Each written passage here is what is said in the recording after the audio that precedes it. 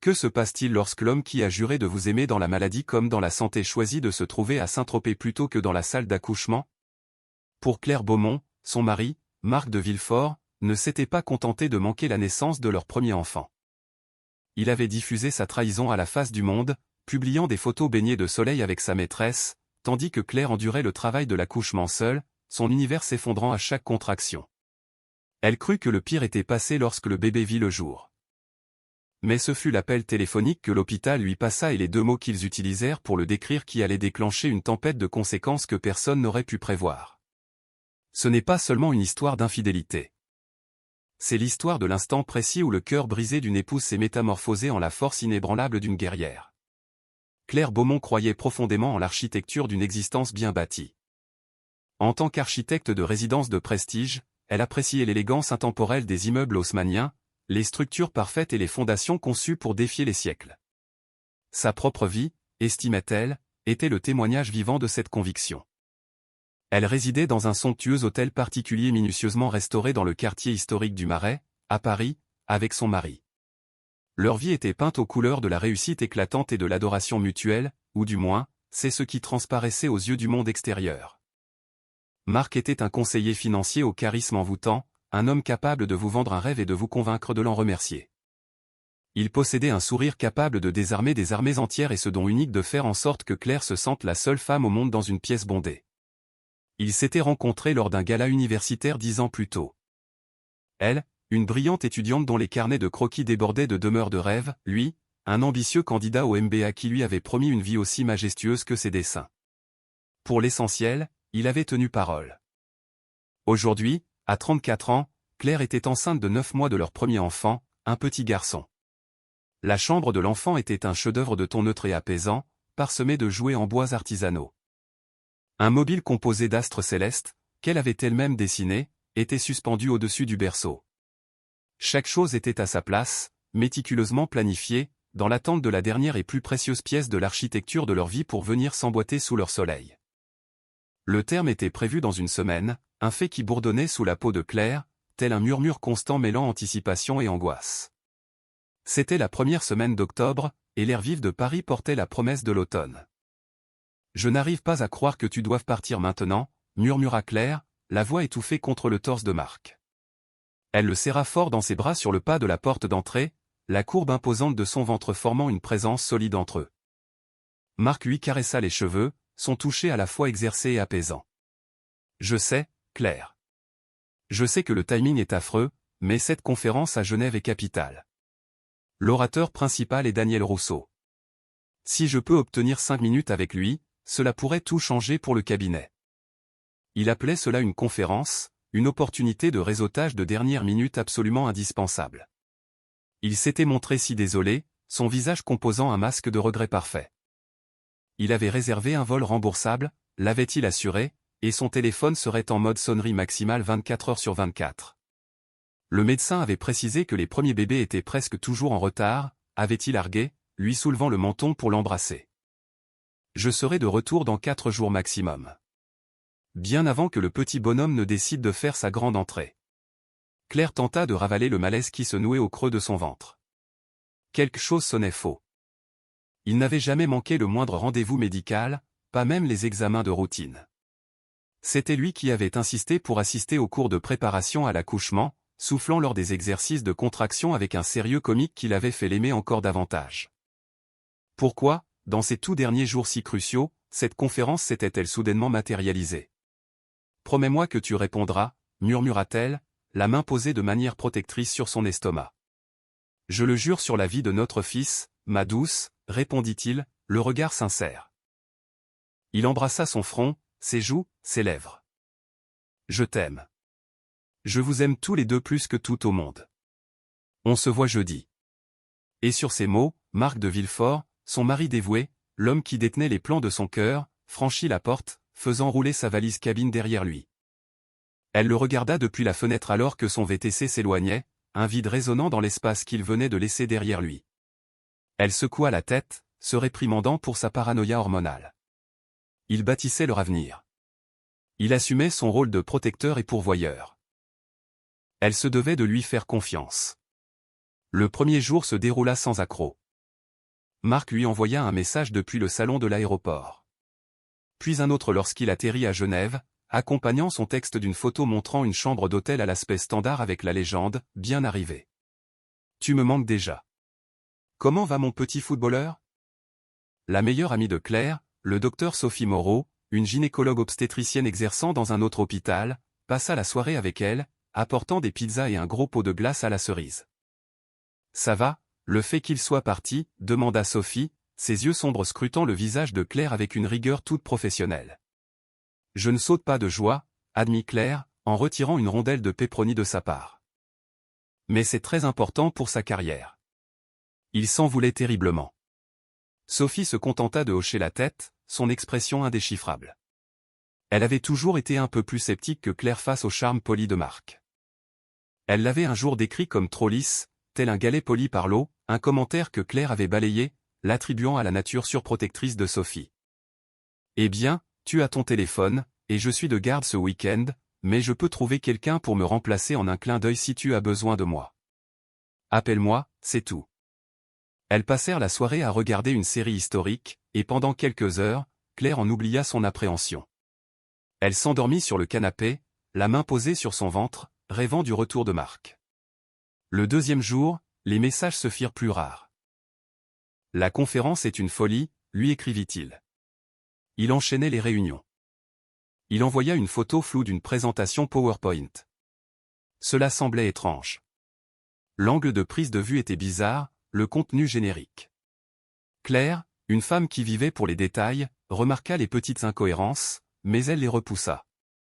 Elle était enceinte et fatiguée. Elle réfléchissait trop. Ce soir-là, elle décida de prendre un bain relaxant. Tandis qu'elle s'immergeait dans l'eau chaude parfumée à la lavande, elle fit défiler nonchalamment son fil Instagram, une habitude qu'elle avait prise pour tuer le temps. Elle suivait des amis, des confrères architectes et quelques chefs étoilés. Et puis, elle le vit. Ce n'était pas sur le profil de Marc. Il était prudent. C'était sur la publication d'une jeune femme nommée Chloé Vallet, une collaboratrice junior du cabinet de Marc, que Claire avait croisée à quelques reprises lors des soirées de fin d'année de l'entreprise. Chloé possédait un profil public regorgeant de ce genre de photos insouciantes et baignées de soleil qui vous donnait l'impression que votre propre vie n'était qu'un vieux film en noir et blanc. Chloé avait publié une nouvelle story à peine une heure plus tôt. La première image montrait le tintement de 2 flûtes de champagne. La balise de localisation, affichée en haut de l'écran dans une élégante écriture cursive, indiquait « Saint-Tropez, Côte d'Azur ». Le cœur de Claire fit un bond douloureux. Ce n'est qu'une coïncidence, se dit-elle. Elle est en vacances. Ça n'a rien à voir avec Marc. Elle appuya pour passer à la story suivante. C'était une vidéo. Un lent travelling balayant une vue époustouflante, les façades aux teintes pastel s'accrochant aux collines, la mer Méditerranée d'un bleu d'une pureté invraisemblable s'étendant en contrebas.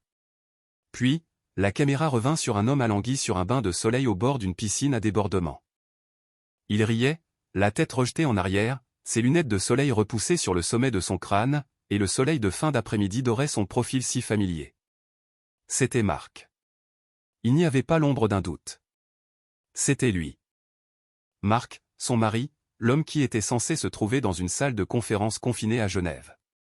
Il était à 1000 lieues de là, sur la presqu'île la plus prisée et luxueuse de France. Le souffle de Claire se bloqua dans sa gorge. Son téléphone glissa de ses doigts humides et alla rebondir bruyamment sur le tapis de bain. Le bruit claqua comme un coup de feu dans la pièce silencieuse.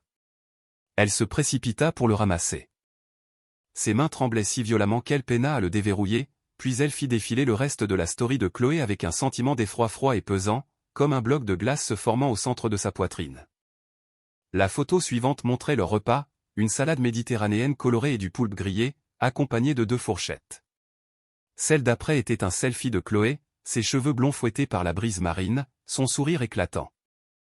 En arrière-plan, flou mais toujours indubitable, se trouvait Marc en train de s'étaler de la crème solaire sur le bras. Et enfin, la dernière publication, celle qui lui déchira les entrailles, une photo de 2 paires de pieds posés sur une rambarde face au coucher du soleil. Les pieds de Chloé, aux ongles vernis de rose vif, étaient entrelacés avec des pieds d'homme, plus grands et atrocement familiers. La légende était simple. Un unique hashtag qui s'incrusta au fer rouge dans le cerveau de Claire, inoubliable. la glace dans la poitrine de Claire vola en éclats et une vague d'une chaleur âcre et dévastatrice la submergea. Ce n'était pas seulement un chagrin d'amour. C'était une trahison absolue et existentielle. Chaque promesse, chaque « je t'aime », chaque rêve partagé, tout n'était qu'un tissu de mensonges. L'architecture de sa vie n'était pas seulement fissurée. C'était une façade haussmannienne majestueuse érigée sur des fondations de tromperie et de pourriture. Et soudain, au plus profond de son abdomen, elle ressentit une crampe aiguë et déchirante. Cela ne ressemblait en rien aux contractions de Braxton Hicks qu'elle avait déjà expérimentées. C'était différent. C'était réel.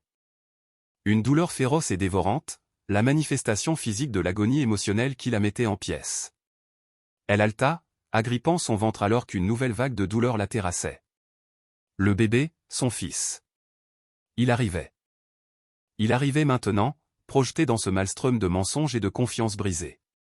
Seule dans la salle de bain, narguée par le fantôme du rire de son mari résonnant depuis la Côte d'Azur, Claire Beaumont perdit les os.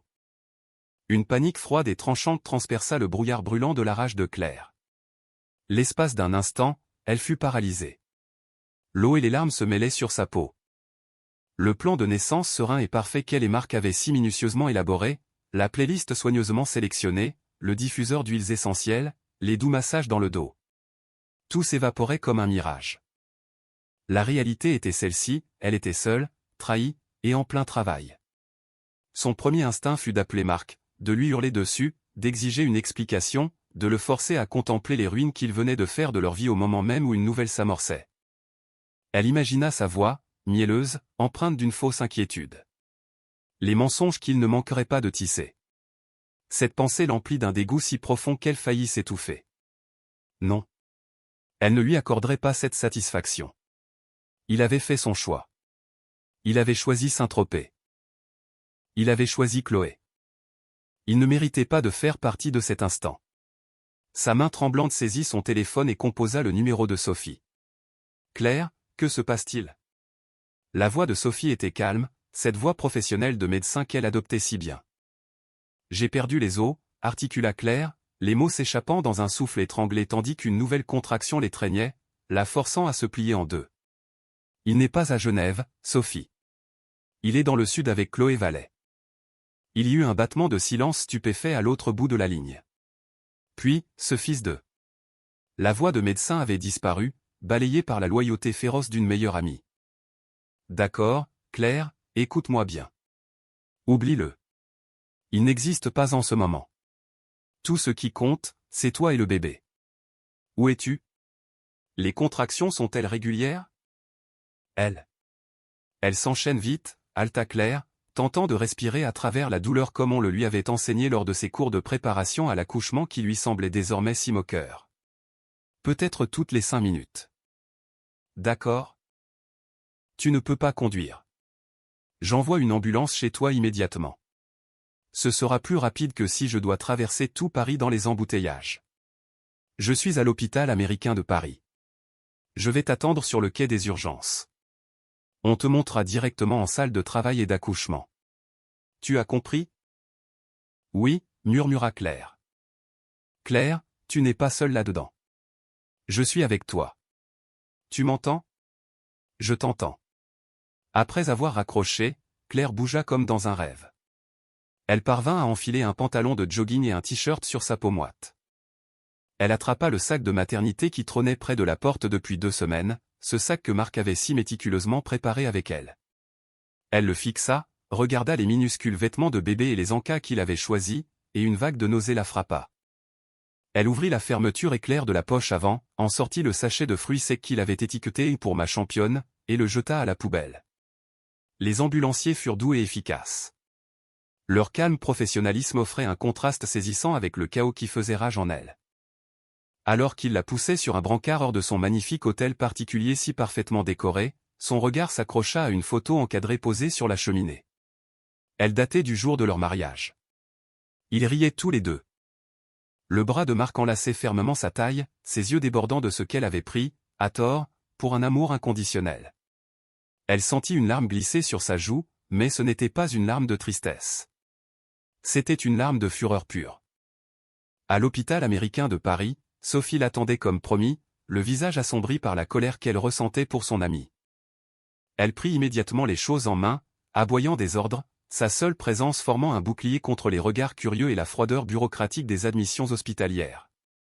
Patiente en chambre individuelle, sous ma responsabilité, lança-t-elle à l'infirmière d'accueil tout en dirigeant le brancard de Claire vers les ascenseurs. Nous réglerons la paperasse plus tard. Le service maternité était un monde à part entière, rythmé par les bips réguliers des moniteurs, les pleurs lointains des nouveau-nés et les murmures encourageants des sages-femmes. Claire fut installée dans une chambre, reliée à des capteurs qui traduisaient les battements du cœur de son bébé en un boum, boum, boum stable et rassurant. C'était désormais le seul rythme au monde qui avait encore un sens. Sa sage-femme était une femme nommée Françoise, approchant la soixantaine, avec des yeux bienveillants et une aura de compétence indiscutable. Elle avait assisté à des milliers de naissances, vu des milliers de mères terrorisées et de pères angoissés. « Très bien, Claire. Je m'appelle Françoise. Voyons ce que nous avons là, dit-elle d'une voix chaleureuse. Elle vérifia la dilatation. Parfait, vous progressez très bien. Vous vous en sortez à merveille. Durant les heures qui suivirent, le temps se mua en un flou fait de douleur et d'épuisement. Sophie resta à ses côtés, lui tenant la main, lui épongeant le front, son amitié agissant comme une bouée de sauvetage dans la tempête. Pas une seule fois elle ne prononça le nom de Marc, ce dont Claire lui fut éternellement reconnaissante. Pourtant, Claire ne parvenait pas à lui échapper. Pendant les accalmies entre deux contractions, sa trahison tournait en boucle dans son esprit. Les flûtes de champagne, la piscine à débordement, le hashtag inoubliable. Ce mot était un tisonnier chauffé à blanc enfoncé dans son cœur. Pendant qu'elle était là, endurant l'expérience la plus primitive et douloureuse de sa vie pour mettre leur fils au monde, lui se forgeait des souvenirs inoubliables avec une autre femme. La douleur s'intensifia, devenant une force omnipotente et dévastatrice. L'accouchement serein et maîtrisé qu'elle avait imaginé n'était plus qu'un rêve lointain. C'était une bataille brute et viscérale. À un moment, délirante de douleur, elle sanglota, « Je ne peux pas faire ça toute seule. » Françoise, la sage-femme, se pencha tout près d'elle, la voix ferme mais empreinte de douceur.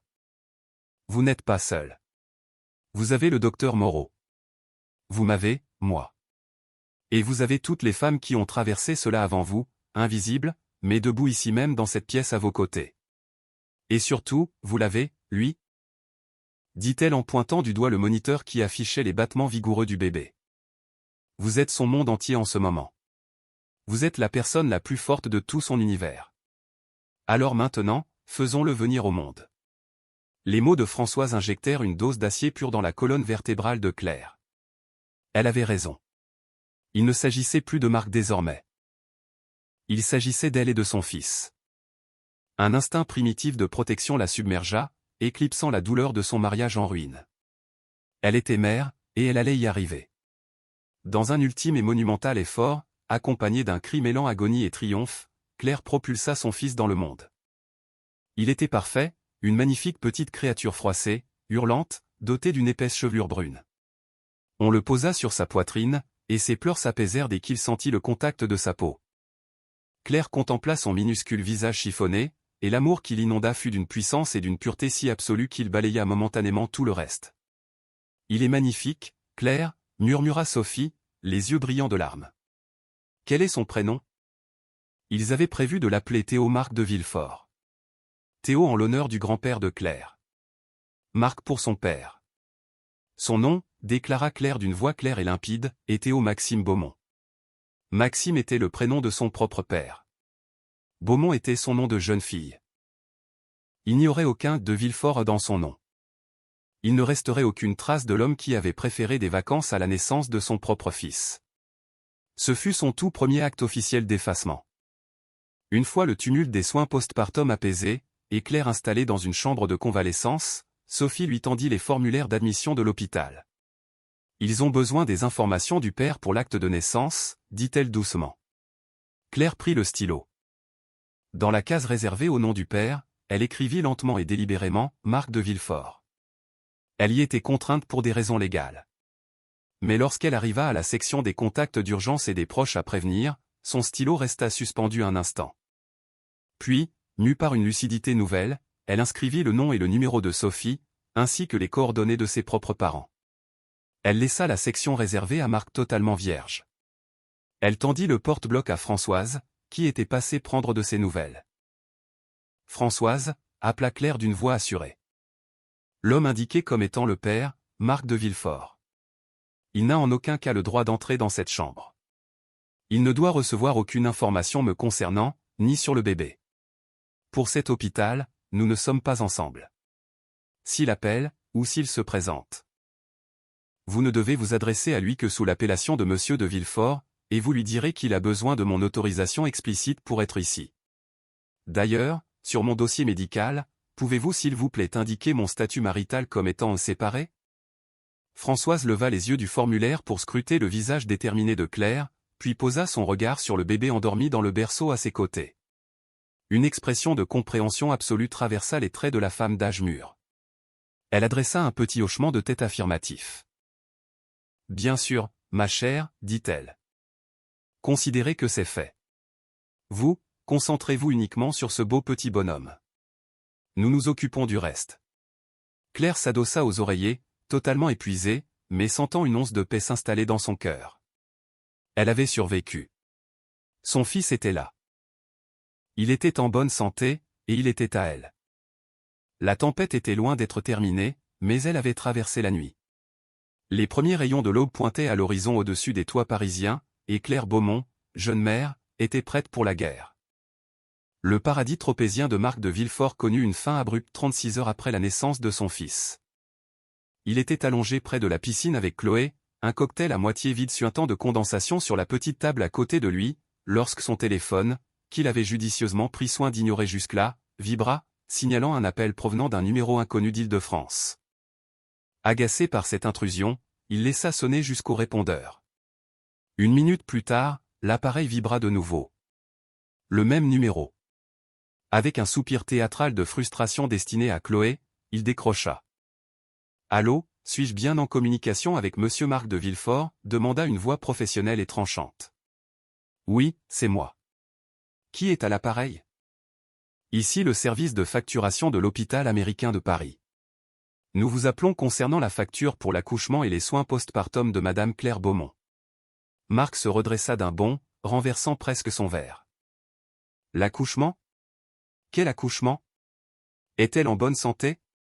Y a-t-il un bébé ? » « Oui, monsieur.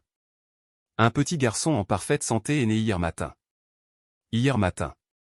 Pendant qu'il dégustait du poulpe et prenait des selfies au coucher du soleil. Un effroi glacial, plus froid que l'eau de n'importe quelle piscine à débordement, le submergea. Il avait raté l'événement. La seule chose qu'il avait juré de ne jamais manquer. « Pourquoi personne ne m'a appelé ?» exigea-t-il, la panique faisant monter le ton de sa voix. « Claire aurait dû m'appeler. »« Monsieur, nos dossiers indiquent que vous ne figurez pas sur la liste des contacts d'urgence ou des proches de Madame Beaumont. Nous avons l'obligation légale de vous contacter au sujet de la facturation puisque vous êtes inscrit sur la police d'assurance. » Les mots semblaient dénués de sens. « Pas sur la liste. C'est une erreur. Je suis son mari. Passez-moi sa chambre. Je crains de ne pouvoir accéder à votre requête, monsieur. Vous ne figurez pas sur la liste des visiteurs autorisés. Vous devrez vous entretenir directement avec la patiente pour obtenir un droit d'accès. » C'est ridicule, fuma-t-il, désormais debout et faisant les 100 pas. Chloé l'observait, un léger pli soucieux barrant son front parfaitement bronzé. « Donnez-moi simplement le numéro de sa chambre. »« Monsieur, je ne suis pas autorisé à divulguer cette information. C'est la politique de l'hôpital. » La ligne fut coupée. La panique céda la place à une vague de colère moralisatrice. Comment Claire osait-elle lui faire ça? Comment osait-elle l'écarter ainsi? Ne savait-elle pas à quel point cette conférence à Genève était cruciale? Il réserva immédiatement le premier vol qu'il put trouver, un itinéraire de cauchemar à cause d'une grève inopinée, le forçant à transiter depuis Toulon vers Genève, puis Bruxelles, avant d'enfin rallier Paris. Tout au long de ce périple frénétique, il élabora son récit. La conférence avait été un échec, une mascarade organisée par un cabinet concurrent pour braconner des clients. Il avait été piégé, le signal de son téléphone était défaillant. Il avait été malheureux, ne pensant qu'à elle. Il arriverait avec des fleurs, avec des excuses, avec une histoire plausible et irréfutable. Il était Marc de Villefort. Il pouvait vendre n'importe quoi à n'importe qui. Il pouvait arranger ça. Il atterrit à Paris-Charles de Gaulle près de 24 heures plus tard, les traits tirés, mal rasés, imprégnés de l'odeur viciée de la cabine d'avion. Il ne passa même pas par la maison pour se changer. Il prit un taxi directement pour l'hôpital américain, achetant un bouquet de roses ridiculement immense à la boutique de l'établissement. Il s'avança à grands pas vers le bureau d'accueil principal dans le hall, arborant son sourire le plus charmeur et repentant. « Bonjour, je viens voir ma femme, Claire Beaumont. Elle vient d'avoir un bébé. » La réceptionniste tapa le nom sur son clavier. Son expression demeura neutre. « Madame Beaumont se trouve dans le service maternité, chambre 412. Mais je suis navré, monsieur, votre nom ne figure pas sur sa liste de visiteurs autorisés. Je sais qu'il y a eu une confusion idiote avec la paperasse, murmura-t-il en se penchant avec un air de connivence. Je suis son mari, Marc de Villefort.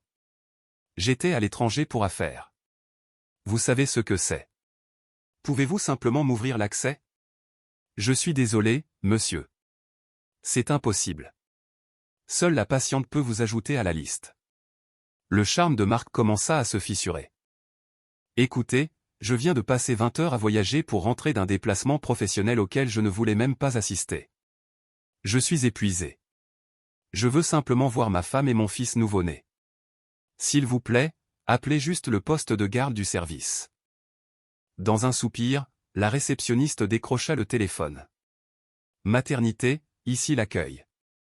J'ai un monsieur Marc de Villefort qui demande à rendre visite à Claire Beaumont, en 412. Oui. Très bien, je comprends. Elle raccrocha et le regarda, le visage toujours impassible. L'infirmière en chef confirme que vous n'êtes pas sur la liste. Vous n'êtes pas autorisé à monter. Vaincu et furieux, Marc s'éloigna du bureau à grandes enjambées, l'esprit bouillonnant. Il possédait encore un badge d'accès au parking du personnel, datant de l'époque où son propre père avait été hospitalisé ici des années auparavant. Il connaissait la configuration des lieux. S'il lui refusait l'entrée principale, il trouverait une porte dérobée. Il parvint à s'infiltrer dans le garage et à emprunter un ascenseur de service jusqu'au 4e étage. Émergeant dans le couloir feutré et silencieux de la maternité, il ressentit une bouffée de triomphe. Il aperçut la chambre 412 au bout du couloir. La porte était légèrement entr'ouverte. Il la poussa doucement, ses excuses minutieusement répétées prêtes à franchir ses lèvres. Claire. Claire était assise dans son lit, berçant leur fils. La lumière de l'après-midi, filtrant par la fenêtre, illuminait son visage. Elle paraissait lasse, mais elle semblait aussi différente. Il y avait dans ses yeux une dureté qu'il ne lui avait jamais connue, un calme résolu qui le déstabilisa. Sophie était assise sur la chaise à côté d'elle. Marc, prononça Claire. Sa voix était plate, dénuée de la moindre émotion. Claire, Dieu merci, commença-t-il en s'avançant précipitamment. Je suis tellement désolé. Tu n'as pas idée de ce qui s'est passé. La conférence a été un désastre. Mon téléphone ne marchait pas. Je suis venue dès que j'ai appris la nouvelle. Épargnez-moi vos mensonges, trancha-t-elle, passant soudainement au vouvoiement, d'une froideur implacable. J'ai vu les photos, Marc. Le sang se retira du visage de Marc. Les photos? Quelles photos? Saint-Tropez, articula-t-elle, le mot s'écrasant comme une pierre dans le silence de la pièce. Le compte Instagram de Chloé Vallet. La piscine à débordement, le coucher de soleil. Le hashtag inoubliable. Ça avait l'air, en effet, véritablement inoubliable. Marc s'immobilisa net, les roses semblant soudain absurdement lourdes et ridicules dans sa main. Il était pris au piège. Totalement et irrémédiablement piégé. Il n'existait aucun mensonge assez vaste pour dissimuler cela. Claire, ce n'est pas ce que vous croyez, bafouilla-t-il, son esprit cherchant désespérément une bouée de sauvetage qui n'existait pas. Chloé traversait une période difficile, des problèmes familiaux. J'essayais simplement d'être un collègue d'un grand soutien. Claire laissa échapper un rire bref et sec. C'était un son qu'il n'avait jamais entendu de sa part, et il le terrifia. Un collègue d'un grand soutien. Et vous la souteniez lors d'une escapade romantique sur la Côte d'Azur pendant que votre femme donnait naissance à votre enfant? Sortez d'ici, Marc. Non, je ne pars pas, insista-t-il, sa voix retrouvant une part de son autorité habituelle. C'est mon fils. J'ai le droit d'être ici. Il fit un pas vers le lit, avec l'intention de voir le bébé, de le toucher. À ce moment précis, une silhouette apparut dans l'encadrement de la porte. C'était Françoise, la sage-femme. Y a-t-il un problème ici, demanda-t-elle, son regard fermement fixé sur Marc. Aucun problème, affirma Marc, tentant de reprendre le contrôle. Je rendais simplement visite à ma femme et faisais la connaissance de mon fils. Françoise entra complètement dans la pièce, croisant les bras. Je crains de devoir vous demander de partir. Vous ne figurez pas sur la liste des visiteurs de la patiente. Je suis son mari, hurla-t-il, son sang-froid finissant par voler en éclats. Françoise ne sia pas. Elle fit glisser son regard du visage enragé de Marc au visage parfaitement calme de Claire. Claire lui adressa un minuscule signe de tête, presque imperceptible. Françoise reporta alors toute son attention sur Marc. Sa voix était calme, claire, et suffisamment forte pour que quiconque dans le couloir puisse l'entendre. Monsieur, la patiente, Madame Beaumont, a formulé ses volontés de manière très claire. Nous avons une note inscrite sur son dossier, ajoutée ce matin même à sa demande. Elle stipule, et je cite, « En aucun cas l'homme se présentant sous le nom de Marc de Villefort ne doit être traité comme mon mari ou mon partenaire. À toutes fins utiles, il doit être considéré comme mon ex. Alors, Monsieur X, je vous demande une dernière fois de bien vouloir quitter cette chambre, ou je me verrai dans l'obligation d'appeler la sécurité. » Les mots frappèrent Marc comme un coup de poing physique. Monsieur X. Ces deux mots résonnèrent dans la chambre aseptisée, le dépouillant de tout son statut, de tout son pouvoir, de tous ses mensonges si soigneusement construits. Il n'était plus Marc de Villefort, l'époux couronné de succès. Il n'était plus que Monsieur X, un étranger, un intrus. Il regarda Claire. Son visage était impénétrable, un masque de détermination glaciale. Il regarda Sophie, dont l'expression n'était que mépris pur et inaltéré. Il regarda le bébé dans les bras de Claire. Son fils. Un enfant qu'il n'avait pas le droit de toucher. L'humiliation, brûlante et totale, l'envahit. Il était vaincu. Sans ajouter un mot, il tourna les talons et quitta la chambre, l'immense bouquet de roses toujours à la main. Alors qu'il remontait le couloir, il sentit peser sur lui le regard des autres membres du personnel et des visiteurs. Il n'avait pas simplement quitté la pièce. Il avait été expulsé de l'histoire de sa propre famille, publiquement et honteusement rebaptisé par ces deux mots qui allaient désormais définir sa chute. L'incident de Monsieur X ne fut pas qu'un moment d'humiliation pour Marc. Ce fut une déclaration de guerre de la part de Claire. Lorsqu'il quitta l'hôpital, déchu de son titre d'époux, il croyait encore pouvoir sauver la situation. Il battit en retraite dans leur hôtel particulier la demeure de sa femme, allait-il bientôt la prendre et entama sa campagne de limitation des dégâts. Il envoya des messages remplis d'excuses frénétiques, d'autoflagellation et de supplications pour obtenir son pardon. Il envoya de longs courriels décousus, tissant une nouvelle toile de mensonges où il prétendait avoir été manipulé par une collègue prédatrice et avoir cédé lors d'un moment de faiblesse extrême sous une pression incommensurable. Claire n'en lut aucun. Elle ordonna à Sophie de bloquer son numéro sur son téléphone et de paramétrer un filtre de messagerie qui déviait tous les courriels provenant de son adresse directement dans un dossier nommé « Preuve ». Sa concentration était absolue. Théo. Elle apprit les rythmes de son fils, les nuances de ses pleurs, la chaleur de son petit corps contre le sien. Dans l'environnement calme et stérile de la chambre d'hôpital, elle posait de nouvelles fondations, constituées uniquement de deux. Lorsqu'elle sortit de l'hôpital 2 jours plus tard, elle ne retourna pas à l'hôtel particulier du Marais. Au lieu de cela, Sophie la conduisit, elle et Théo, dans un appart-hôtel moderne et épuré du quartier de la Défense, qu'elle avait réservé en ligne depuis son lit d'hôpital. C'était un lieu anonyme, propre, dépourvu du moindre souvenir. Une page blanche. Son premier appel depuis l'hôtel fut destiné à maître Pierre Lefebvre, un avocat spécialisé en droit de la famille réputé pour sa férocité, que Sophie lui avait chaudement recommandé. Maître Lefebvre était un homme qui s'exprimait en phrases courtes et précises, et qui possédait la réputation de dépecer les narcissiques charmeurs dans les prétoires. Il a eu une liaison, expliqua Claire au téléphone, la voix assurée. Il était avec sa maîtresse à Saint-Tropez au moment où j'ai accouché. J'ai des preuves photographiques horodatées. Bien, répondit Maître Lefebvre.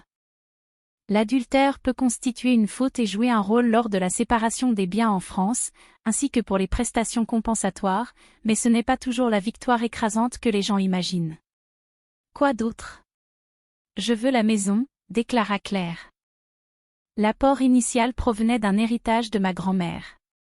Mon nom est le seul à figurer sur l'acte de propriété. Il y eut un silence au bout du fil. Il vous a laissé être l'unique propriétaire inscrite sur le titre foncier d'un bien immobilier valant plusieurs millions d'euros? Il disait que c'était un cadeau de mariage, un geste pour me prouver qu'il me faisait confiance et que ce qui était à moi restait à moi. La voix de Claire était teintée d'ironie. Cela faisait partie de sa grande représentation romantique. Un geste fort peu judicieux de sa part, fit remarquer Maître Lefebvre. Excellent. Qu'en est-il de vos finances?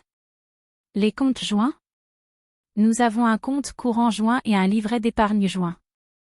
Il possède ses propres comptes d'investissement par le biais de son cabinet. Entendu.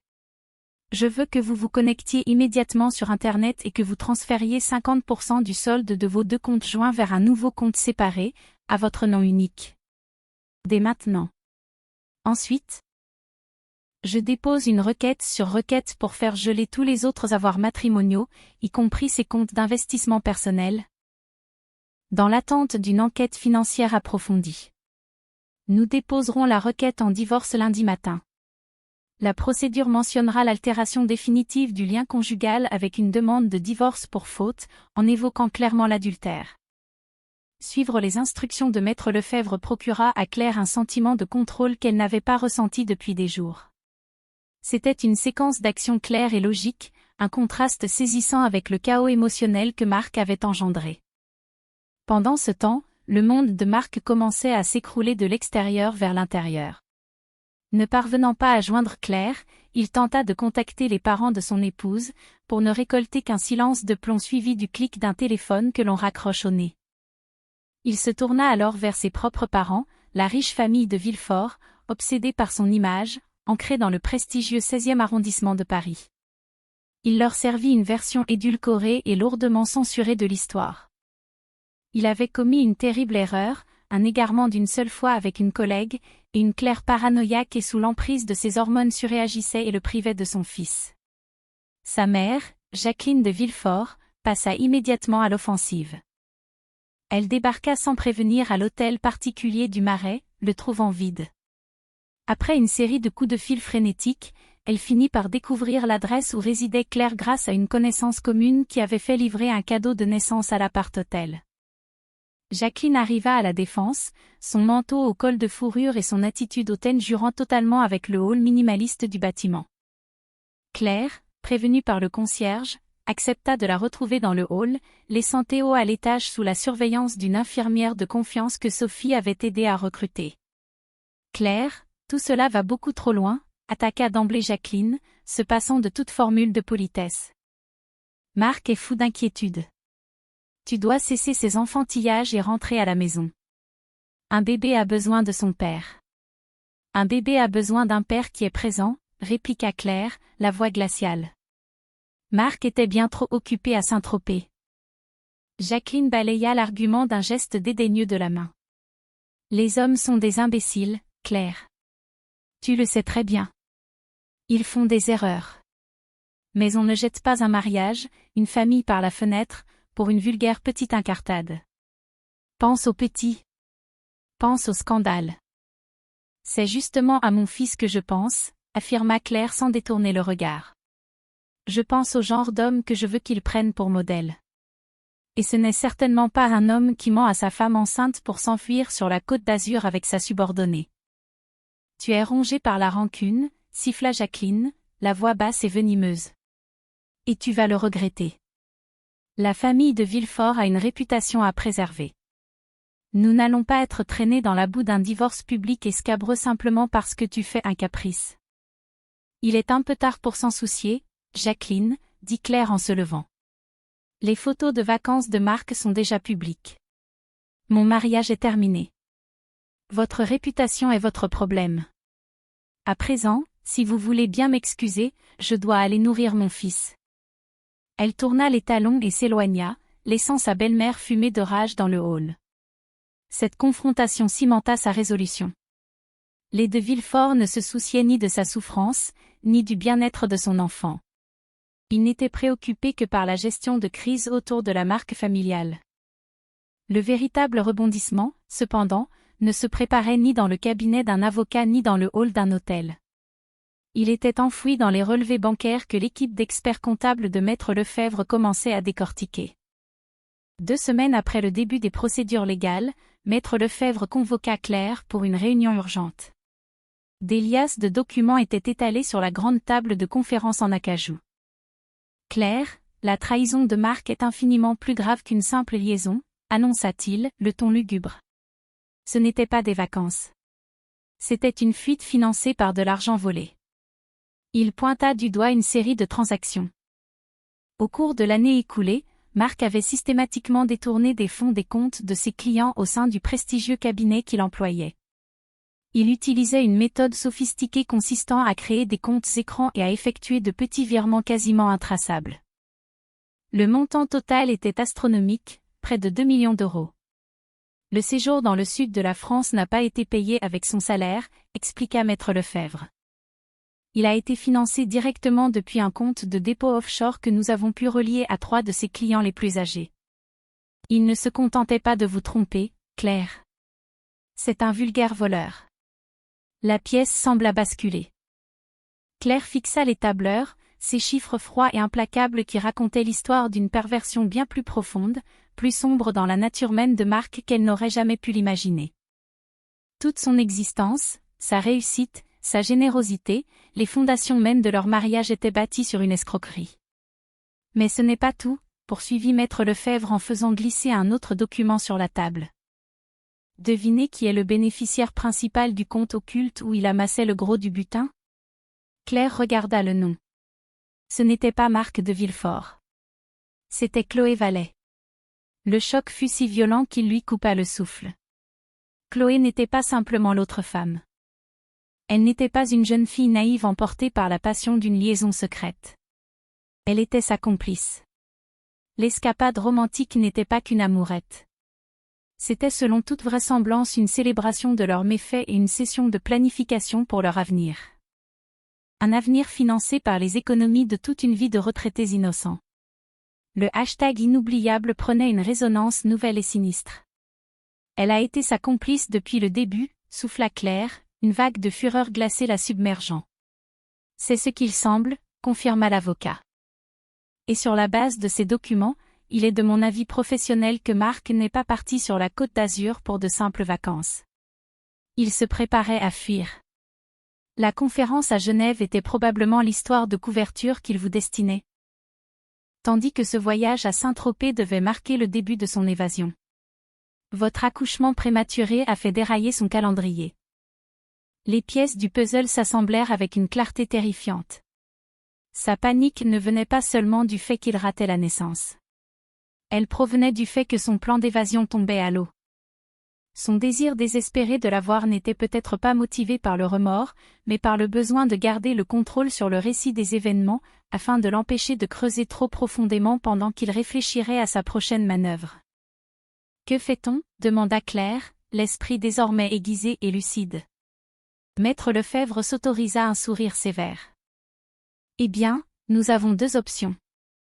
Nous pouvons utiliser tout ceci comme moyen de pression pour obtenir un accord de divorce discret, rapide, et incroyablement en votre faveur. Ou bien, il marqua une pause en se penchant en avant. Nous pouvons remettre ces documents au procureur de la République et à l'autorité des marchés financiers. C'est vous qui décidez.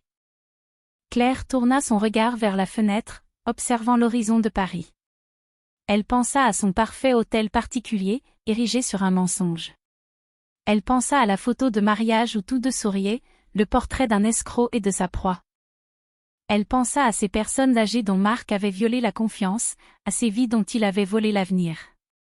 Et elle pensa à Théo, qui dormait paisiblement, ignorant que son père n'était pas seulement un mari adultère, mais un criminel. Sa décision fut immédiate. « Appelez le procureur, dit-elle. Réduisez tout en cendres. » Au moment où Claire donna son feu vert à Maître Lefebvre, le drame privé du divorce des de Villefort se transforma en un scandale public retentissant. La première manœuvre de l'avocat fut d'ordre stratégique. Il ne se rendit pas immédiatement chez le procureur. Au lieu de cela, il déposa une requête d'urgence dans le cadre de la procédure de divorce, présentant les preuves de malversation financière comme motif pour accorder à Claire le contrôle exclusif de tous les biens connus, incluant la demeure du Marais, et pour lui attribuer une pension alimentaire préventive et substantielle prélevée sur les comptes gelés de Marc. Il joignit les tableurs accablants en tant que pièce à conviction. La démarche était un véritable coup de maître tactique. Elle exposait les preuves publiquement dans le dossier judiciaire avant même que la moindre enquête pénale n'ait débuté, coinçant Marc dans une impasse. Lorsque Marc et son avocat pénaliste grassement payé prirent connaissance du dossier, ils surent que la partie était perdue.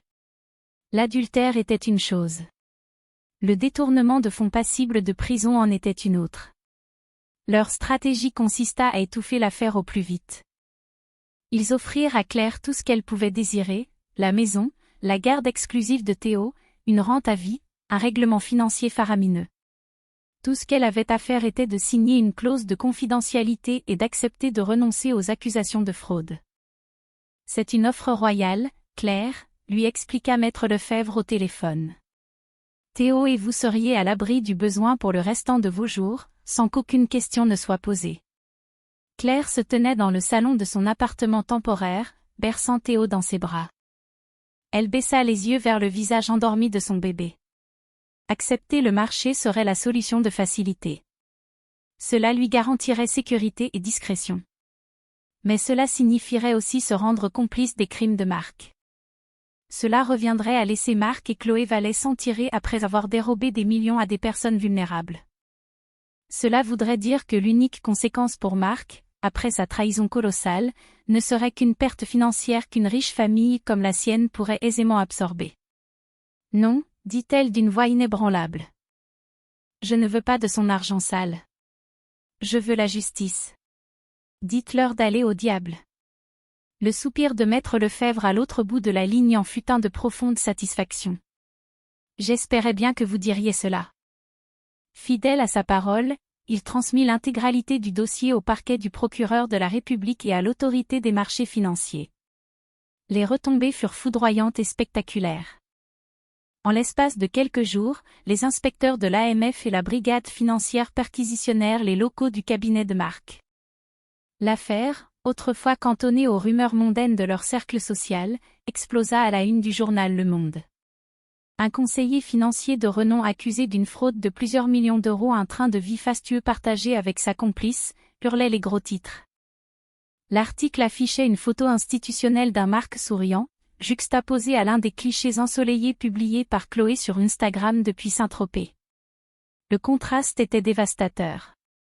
Marc de Villefort, le charmeur charismatique, fut arrêté au domicile de ses parents dans le 16e arrondissement. L'image de lui, menotté et encadré par des officiers de police, le visage livide et hébété, devint le cliché emblématique du scandale. Chloé Vallet fut interpellée 1 heure plus tard dans son appartement parisien. La réputation si soigneusement cultivée de la famille de Villefort fut réduite en cendres. Ils devinrent, du jour au lendemain, des parias de la haute société. Leurs tentatives pour dépeindre Claire comme une harpie vengeresse s'effondrèrent face à la montagne de preuves qu'il érigeait en victime collatérale d'une organisation criminelle sophistiquée. La bataille judiciaire qui s'ensuivit fut d'une brutalité sans nom. L'affaire pénale prit le pas sur le reste. Confrontée à des preuves irréfutables, Chloé Vallet, dans une tentative désespérée de sauver sa propre peau, passa aux aveux. Son avocat négocia un accord avec l'accusation. Elle accepta de témoigner contre Marc, détaillant la totalité du montage financier en échange d'une réduction de peine. Son témoignage dressa un portrait glaçant de la situation. Marc avait conçu le plan depuis le début, considérant ses clients comme de vulgaires vaches à lait. Il avait jeté son dévolu sur Chloé non pas par amour, mais parce qu'elle était ambitieuse, dénuée de morale et qu'elle possédait les habilitations nécessaires pour accéder aux comptes spécifiques dont il avait besoin. Le séjour dans le Sud, avoua-t-elle, était son idée d'un barreau d'honneur avant qu'il ne prévoie de disparaître vers un pays sans accord d'extradition avec la France, abandonnant Claire et le bébé au milieu des décombres. Il détenait un faux passeport caché dans un coffre-fort de banque. L'accouchement prématuré de Claire n'avait pas seulement été un fâcheux contretemps. Ce fut le fil de déclenchement qui exposa au grand jour l'ensemble de sa toile de mensonges. La procédure de divorce ne fut plus qu'une simple formalité en toile de fond du procès pénal. Le juge, après avoir pris connaissance des preuves accablantes des fautes conjugales et financières de Marc, accorda à Claire tout ce qu'elle réclamait, et plus encore. Elle obtint la garde exclusive et l'autorité parentale unique sur Théo. La propriété pleine et entière de l'hôtel particulier lui fut confirmée. Marc fut condamné à verser une pension alimentaire substantielle, saisie directement sur les rares avoirs légitimes qu'il lui restait. Son nom fut officiellement et légalement effacé de l'acte de naissance de Théo, remplacé par la mention « Inconnu » à la demande de Claire, un ultime effacement bureaucratique. 8 mois plus tard, Marc de Villefort fut condamné à une peine de 8 à 10 ans de réclusion criminelle au centre pénitentiaire de Fleury-Mérogis pour fraude, abus de confiance et détournement de fonds. Chloé Vallet écopa d'une peine de 2 ans de prison. La famille de Villefort, humiliée et financièrement exsangue suite au paiement des honoraires d'avocats et des restitutions, vendit son hôtel du 16e arrondissement et se retira définitivement de la vie publique. À travers toute cette épreuve, Claire conserva une dignité silencieuse. Elle refusa toutes les demandes d'interview, se concentrant sur 2 choses, son fils et son travail. Elle retourna vivre dans l'hôtel particulier du Marais, mais ce n'était plus une prison dorée. C'était sa forteresse. Elle fit changer les serrures. Elle décrocha la photo de mariage trônant sur la cheminée et la remplaça par un portrait d'elle tenant Théo dans ses bras à l'hôpital, un sourire faible mais sincère dessinant ses lèvres. Elle insuffla toute son énergie dans son cabinet d'architecture. Son histoire personnelle, bien qu'elle n'en parlât jamais, semblait nourrir une profondeur et une authenticité nouvelles dans ses créations. Elle commença à se spécialiser dans la conception de résidences pour des familles monoparentales, imaginant des espaces à la fois magnifiques, fonctionnels, sécurisants et émancipateurs. Son entreprise fut florissante. La vie trouva un nouveau rythme, inattendu et paisible. Ce fut une existence tissée de matins aux aurores passés à jouer avec Théo, de nuits tardives penchées sur des plans architecturaux, et de week-ends tranquilles passés avec Sophie et sa famille. La plaie béante laissée par la trahison de Marc s'était refermée, laissant une cicatrice qui ne servait plus de rappel à la douleur, mais de témoignage de sa propre résilience. Elle avait découvert une force qu'elle ignorait posséder, forgée dans le creuset de la nuit la plus solitaire de sa vie. Par une douce après-midi d'automne, 1 an après la naissance de Théo, Claire se promenait avec lui dans sa poussette à travers les allées d'un parc parisien. Son téléphone vibra. C'était un message provenant d'un numéro inconnu. « Claire, je sais que tu vas sans doute effacer ceci. Je sors dans 18 mois. Je passerai le reste de ma vie à tenter de me racheter pour ce que j'ai fait. J'ai été un monstre. Je suis tellement désolée. » Claire lut le message, son expression parfaitement indéchiffrable. L'espace d'une seconde, elle ressentit la lueur vacillante de l'ancienne colère, de la vieille douleur. Mais c'était lointain à présent, comme l'écho provenant d'une autre vie. Elle songea à cet homme enfermé en prison, cet homme qui s'était jadis fait appeler son mari. Il n'était plus le grand méchant de son histoire. Il n'était plus qu'une simple note de bas de page. Elle posa son regard sur Théo, qui pointait un doigt potelé vers un golden retriever poursuivant un frisbee, le visage rayonnant d'une joie pure et sans artifice. Il était, lui, son histoire. Il était son chef-d'œuvre. Avec un sentiment de conclusion absolue et une paix inébranlable, Claire Beaumont effaça le message, bloqua le numéro et poussa la poussette plus avant sous le soleil mordoré de cette fin d'après-midi, laissant les cendres de son ancienne vie très loin derrière elle. L'histoire de Claire avait commencé par une trahison déchirante, un instant d'une violence inouïe conçue pour la briser en éclats. Mais ce qui s'amorçait comme le drame de la tromperie d'un époux s'est transmué en un puissant témoignage de la résilience d'une femme. Elle ne s'est pas contentée de survivre. Elle a rebâti l'intégralité de son univers sur des fondations bien plus solides, faites de vérité, d'intégrité et de l'amour féroce d'une mère. Elle a ramassé les décombres d'un mariage toxique pour bâtir un empire destiné à elle-même et à son fils. Au cœur de la solitude glaçante de cette salle d'accouchement, une véritable guerrière a vu le jour, en même temps que son enfant. Son refus absolu de se compromettre avec de l'argent sale, son exigence de justice véritable et sa dignité silencieuse face au scandale public démontrent que nos instants les plus sombres peuvent bien souvent devenir le catalyseur de nos triomphes les plus éclatants. Si l'histoire de résilience et d'émancipation de Claire a résonné en vous, chers lecteurs, n'hésitez pas à partager ce récit avec ceux qui, autour de vous, pourraient avoir besoin d'entendre un message de force et de courage face à l'adversité. Car c'est de ces histoires vraies que naissent l'espoir et la reconstruction.